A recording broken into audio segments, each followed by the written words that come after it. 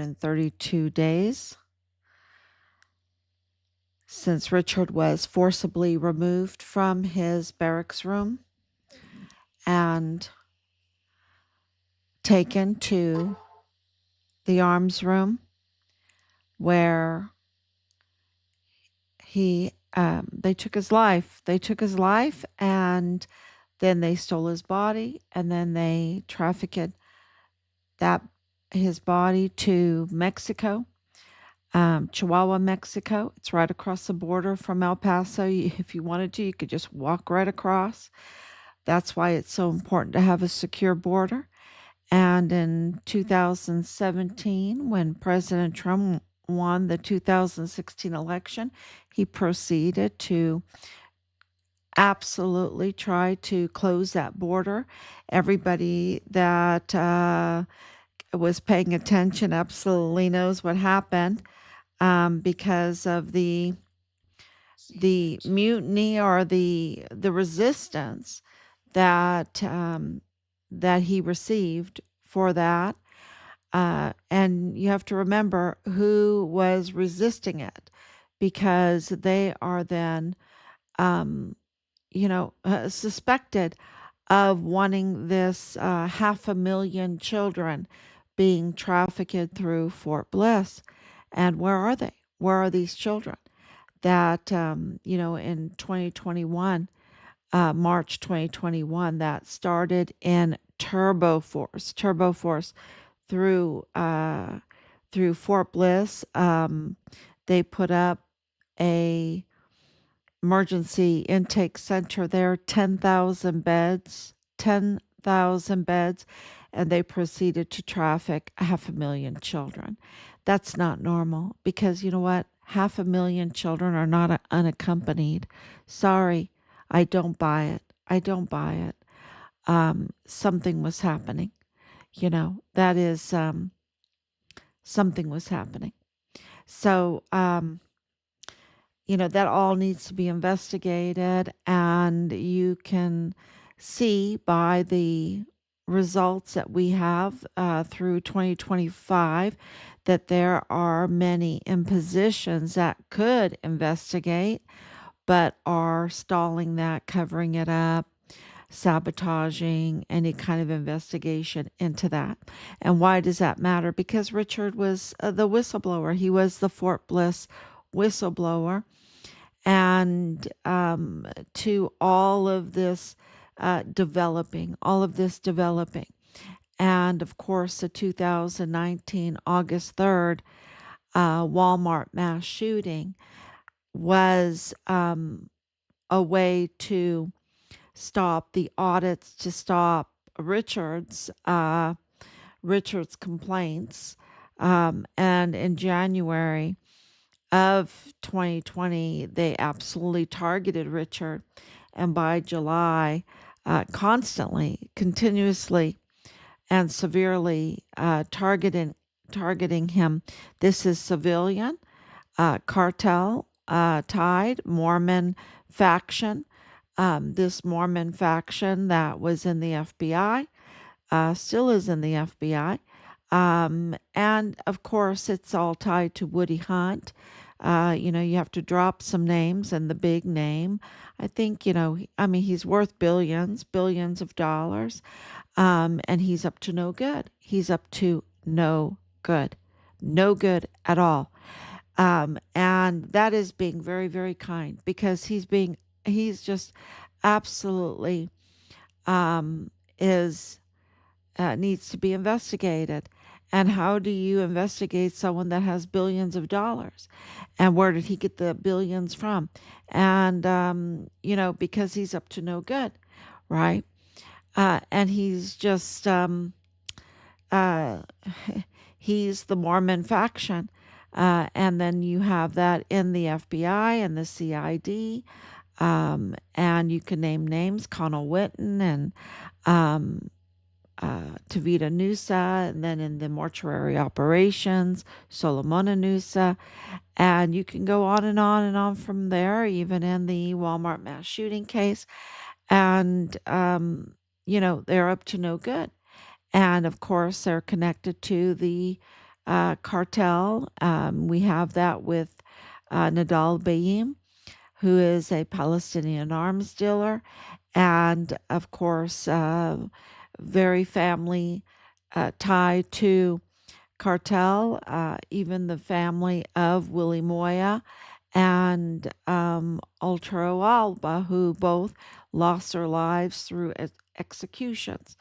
Um, and, so we have mapped that all out for everybody and put that out there because this has to do with the system, the pipeline, the criminal trafficking pipeline with the power brokers that targeted Richard. I mean, huge power brokers that targeted Richard. And, that means that he must have been really a huge threat to them. And of course, he was because he wasn't compromised. He wasn't compromised. He didn't fall for any of their traps and frames. They could not compromise him. And he was a whistleblower and he was a distinguished honor graduate. See, that's very, very important. And that's why the media never wanted to cover that. That he was number one in his basic training, number one in his advanced individual training class. He was number one. He was a stellar soldier and the fastest runner in his unit, right? The fastest runner in his unit. He aspired to be a CID special agent and had put in, inquired for that. He was the guidon bearer, okay?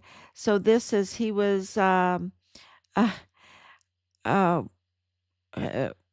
I don't want to, well, when you can clip out of 12 credit hours in just a matter of hours when you're 15 years old of college mathematics and college German, you're pretty stellar. You're a stellar minded person. You're a stellar minded person, and he was, and he was very keen, a keen observer, and he documented and he filed, and this is why he pulled the string that is unraveling the whole criminal trafficking network at the border. And they've done everything to stop it, including taking his life. And he, being the federal witness to what President Trump has been saying, has been also working very diligently to get rid of, meaning the criminal trafficking, the FTOs. Um, he's done such amazing things under this infiltration, right? This infiltration and those that are compromised. Um, and I could, spend a whole evening telling you about President Trump's amazing achievements in the last year. Amazing achievements because he absolutely knew the craziness of the battle for the border, the battle for the border of borderplex, right? The El Paso borderland, which is really the epicenter to world affairs. I really mean that because as the border goes, so goes Texas. If so goes Texas, so goes the United States, so goes the United States, so goes the world.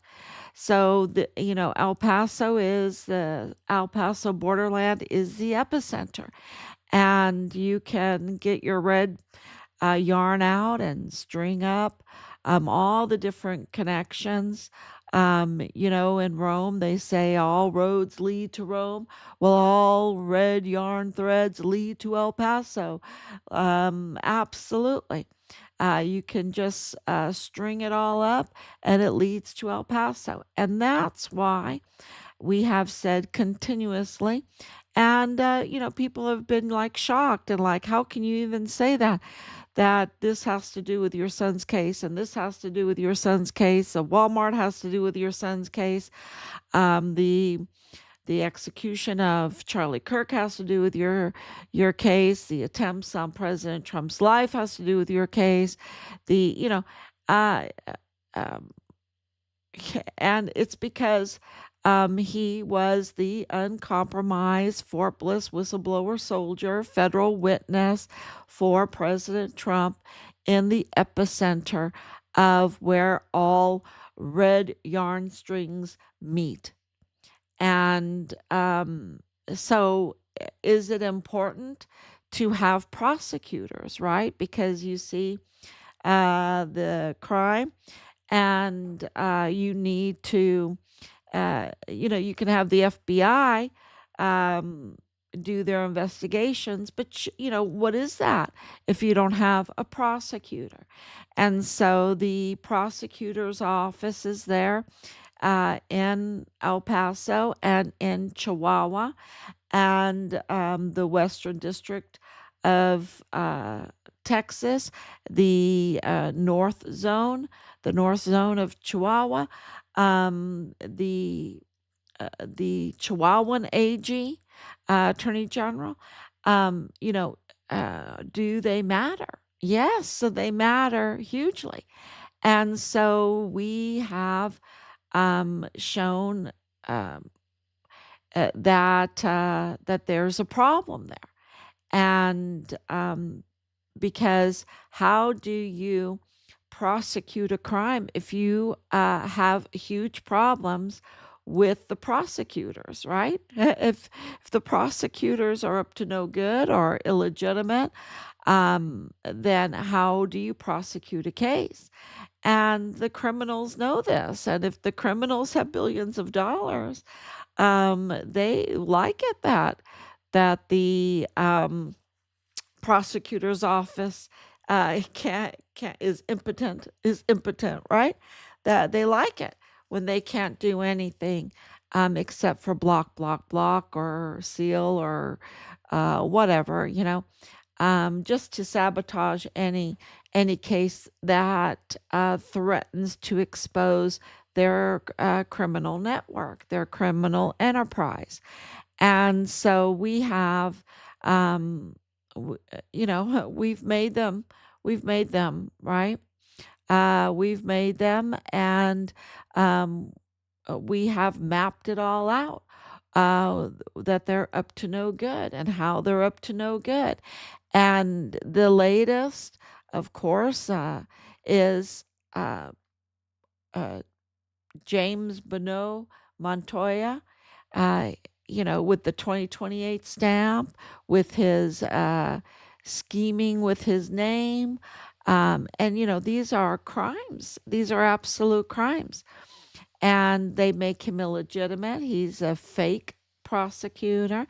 And now this fake prosecutor is conducting a fake prosecution.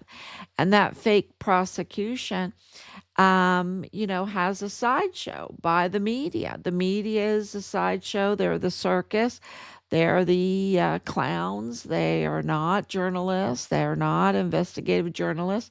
They are there to deceive you, and that's why I call them clowns in a circus, because that's what the circus does. It deceives you. Um, and that's what they're there for. They're there for this sideshow to mislead you and deceive you and entertain you to death. Entertain you to death. So, this case with Mario Ortiz Ceroldi, and it's very interesting that he has this Mario Ortiz name, right? And he even, when you do the forensics analysts for his facial recognition with Mario Ortiz Roscone, they come out really close, so, very close. So there's something there.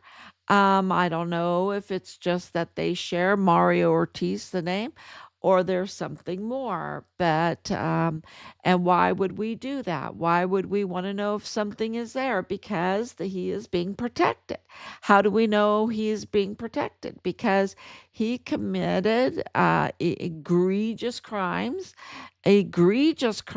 felony crimes, and yet he is being prosecuted with a hand slap, with a soliciting a prosecution, a hand slap. And where are the women? This just absolutely exposes the women's groups. And shame on you. Shame on you, women's groups, for not rallying against Mario Ortiz Ceroldi, because what he has done is such huge crimes against women. And women are very targeted today, very targeted today. You know that by El Diablo. If you are an unwed mother, God help you if you get into the hands uh, or a mother to be, if you are an unwed mother to be, if you're a pregnancy in crisis, God help you if you get into the hands of La Diabla or Rosa Maria Curan, okay? Not Rosa Maria Valdez Garcia, another Rosa Maria. God help you if you get into the hands of these people. And so this is really serious that Mario Ortiz Ceroldi is, has these clown hands, um, you know, handling him very carefully, right? To just prosecute him for soliciting a prostitute. It's way more than that. It's, you can, I posted up a little meme, at least 10 felonies with the trafficking. When you are representing somebody and you are organizing with traffickers to pick up a victim that has been trafficked, and you take them to a hotel room, and you have your way with her, under duress, under coercion. That's the big R word, y'all. That's the big R word. Okay. And then when you're done exploiting, when you're done doing the big R word, you take them back to their traffickers, to their captor, and you get money. And, I mean, the crime is absolutely, you call it a debt, you need to pay your debt. I mean, this is not just some, uh, you know, um, pervert off the street, right? It's not some pervert off the street. This is an attorney. This is an attorney with connections, and and James Bonneau, the fake prosecutor, is then carrying out a fake prosecution. Yet, and then of course he has me these media clowns, um, you know, putting on, their juggling narratives show for people to mislead the public, and or to cover up what needs to be said and is not said. Just honk, honk, honk, honk the horn. Bias, bias, bias. And that's what they want. They want to cover up. They want to continue the criminal enterprise no matter what. And but when it comes to activists or preservationists, and what comes to my mind is Max Grossman, right? Max Grossman, UTEP, which, sometimes I have a problem with UTEP. UTEP. We've had our experiences with UTEP. Um, but y- you know, he's an activist, and he didn't like this new proposal for an arena in a very historical area of El Paso. He wants to keep that historical area intact. And good for him, because there's plenty of room around El Paso, right? But the power brokers did not like that. Okay. They did not like that. And when you look into his case and this custody battle, and, um, that he pushed um, an individual in this custody battle, um, and now they are hammering him. Now, James Montoya is hammering him and even wanting to charge him way more than the crimes of, well, the results would be way more. Um, than Zeroldi. I mean, come on, you know. It's very, very clear. There's a double standard. There's uh, a law for me and law for you, and if you're an ally, then we're going to give you the soft clown hands, and tell the women's groups he's a no touching, he's an untouchable, don't touch him. But when it comes to Max Grossman, we're going to rally all the women against him. And of course, Bob Moore, disgraced and discredited Bob Moore, runs an op-ed that is just, I don't even want to tell you the name, because it's just a lie. And I shouldn't say lie. It is a clown show. It's a clown show of deception, of uh distraction. And um so you can see this double standard, and that's what I want to focus on, is that there is a double standard. And there is a real problems in the 34th Judicial District Attorney's office, the prosecutor's office, because James Bonneau Montoya is a fake, is a fraud. And that is really, really important for the health and well-being of El Paso, or the borderland, to address this and do the changes needed to get a legitimate prosecutor in that position and hold these criminals absolutely accountable for their fraud, their waste, their abuse, their participation, and at least covering up for this criminal trafficking network. So that is really huge.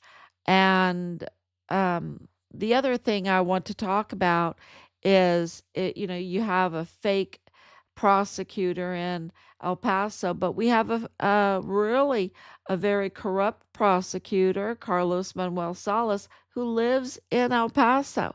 But he's the prosecutor for the North Zone of Chihuahua, yet he lives in El Paso, which is, illegal there, because as the prosecutor of Chihuahua, the North Zone, he needs to live over there. The very place he's supposed to stop the crimes, he doesn't, and he can't even live over there. But he expects other people to live over there and deal with all the executions, all the crime. And, of course, it's very important for people to know that, him um, being compromised, and with all of the Plenitude Crematorium, he's very influential, and he has a lot of power to get to the bottom of this. And so this is really important for all the people to understand, because there's no excuse for what he's doing except for that he wants it to continue. The crime, he wants the crime to continue. So that is something that we're also exposing. And then um, the other thing is these fake, because of this fake DA situation, the crime, the corruption, the all the compromising has grown, and now we have hundreds of tampered death certificates and other doctored documents. Hundreds of them. If yeah, it's probably more than that. Uh, Hundreds of them. And so that is very, very. Can you imagine if you can't trust uh, death, dying um, documents for your loved ones and everything uh, for a country? I mean, it just can't work this way. And this is what we have. Um, so these tampered death certificates from the Walmart mass shooting and more and more, um, they are huge evidence today of confirmation of the problems that we have. So that we have to address, and that we need a prosecutor to address it. So that is where the prosecutors come in. Very, very, it's very, very important for them to come in and prosecute when we have identified crimes, right? So that is, and when you think about it, is just so huge. And I just, please share all of those um, memes that we put out, all the articles that we put out, because it is so important right now to pressure uh, the officials to have a backbone to do the right thing. And absolutely, Governor Abbott could do all of this. He could participate in all of this and get to the answers. He has a lot of power. He could absolutely do it. So, I just want to say thank you to everybody that has been sharing, that has been notifying El Pasoans and across the border. God bless you if you speak Spanish, across the border, of all of this information and have translated it. Thank you so much. And for all the information that is continuously coming in. It's just amazing how all the dots are fitting together. And I really want to say that this is all coming together because, um, of Richard's very, very important. Um, well, he's a public figure now, right? He's a public figure, uh, a hero, national treasure. I call him my national treasure. Um, And because of that, President Trump is absolutely focused on the very nasty, vicious negotiations for the repatriation of his remains. And because, when you follow all the red yarn lines, they meet in El Paso. And um, things are really, well, it's happening. And, all of the information, that's why you see all the attacks on President Trump. They are full out mutiny when it comes to the media. They are full out mutiny. They're just unhinged. And that's because they are commissioned to do whatever it takes to keep that border open. But no, thank you. We don't want 500,000 children to be trafficked across the border again. We don't want that. Um, and we're busy. I know the authorities are busy trying to find the children, but many of them are no longer alive. And we know this from all the evidence from Del Carmen, Plenitude Crematorium, La Diabla, and on, that this was hell. This was absolutely an illustration of hell. Not even an illustration, real life hell. And that's why we want our son's remains and we want to give him peace because right now he's haunting the hell out of all of them. He's haunting them, absolutely, because he in life and death he would never put up with this kind of evil, absolute evil. So thank you so much. Please share. God bless you. Thank you, Anicia, for your prayers and your love for coming on. And Laura, thank you so much for all of your sharing and prayers. And we will be back tomorrow, God willing. Bye bye.